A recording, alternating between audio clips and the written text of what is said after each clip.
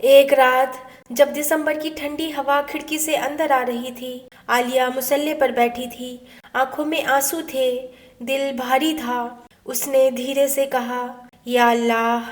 دل میں ایک عجیب سی تھکان ہے، جیسے زندگی چل رہی ہو لیکن کہیں پہنچ نہیں رہی۔ کبھی کبھی لگتا ہے سب کچھ دیر سے ہو رہا ہے، میں پیچھے رہ گئی ہوں۔ تبھی اسے یہ آیت یاد آئی، کیا تم نے سمجھ لیا کہ ہم نے تمہیں بے مقصد پیدا کیا؟ اس کے آنسو بہنے لگے۔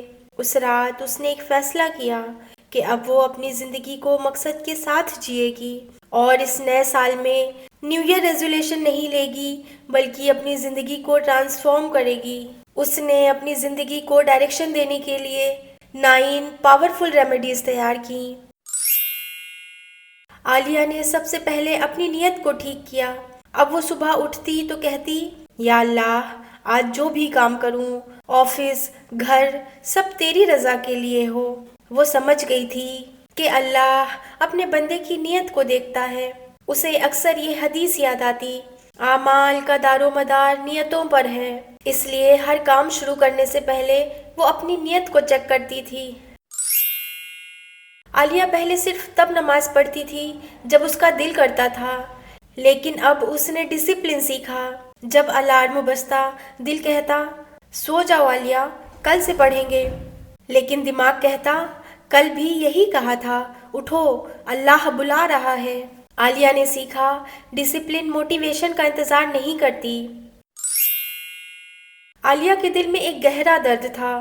اسے لگتا تھا سب کی لائف پرفیکٹ ہے تو میری کیوں نہیں؟ وہ اکثر اپنی زندگی دوسروں سے کمپیئر کرتی تھی، دوسروں کی پرفیکٹ شادی، پرفیکٹ کریئر، پرفیکٹ زندگی، اور سوچتی میری زندگی میں یہ سب کیوں نہیں ہے؟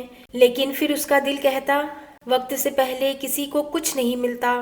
ہو سکتا ہے جس چیز میں رکاوٹ آ رہی ہو اس میں تمہاری حفاظت ہو۔ پھر اسے قرآن کی یہ آیت یاد آتی، اور اللہ بہتر جانتا ہے، تم نہیں جانتے۔ عالیہ نے کمپیئر کرنا چھوڑ دیا تھا۔ وہ اللہ کے ٹائم پر یقین کرنے لگی تھی۔ عالیہ ہر بات لوگوں کو نہیں بتا سکتی تھی، مگر اس کی ڈائری اس کی رازدار بن گئی تھی۔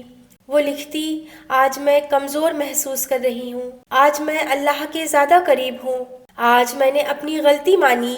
اور اس نے محسوس کیا، جو بات لکھ دی جائے وہ دل پر بوجھ نہیں رہتی۔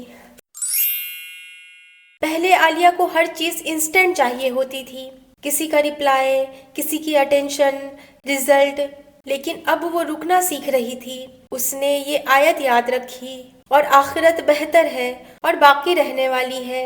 اگر آج اللہ کے لیے کچھ چھوڑ دیا جائے، کل اللہ اس سے بہتر دے گا۔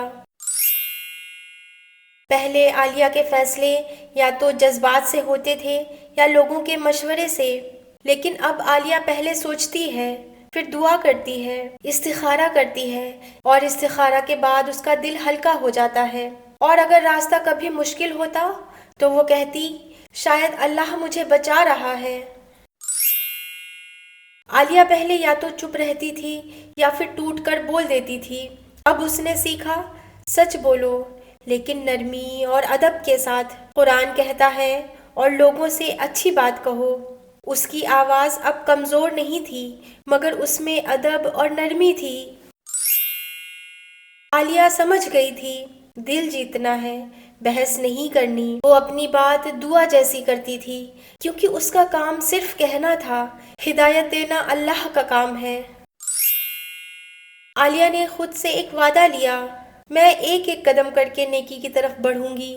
روز 10 منٹ قرآن کی تلاوت کرنا، ہر وقت اللہ کا شکر ادا کرنا، اپنی غلطی مان کر اسے فکس کرنا، اور دھیرے دھیرے وہ وہی لڑکی بن رہی تھی جس کا خواب اس نے مصلے پر دیکھا تھا۔ اب عالیہ 2026 کے لیے بالکل تیار ہے، کیونکہ وہ جانتی ہے کہ اس کا مقصد کیا ہے، وہ کیوں جی رہی ہے، کس کے لیے جی رہی ہے۔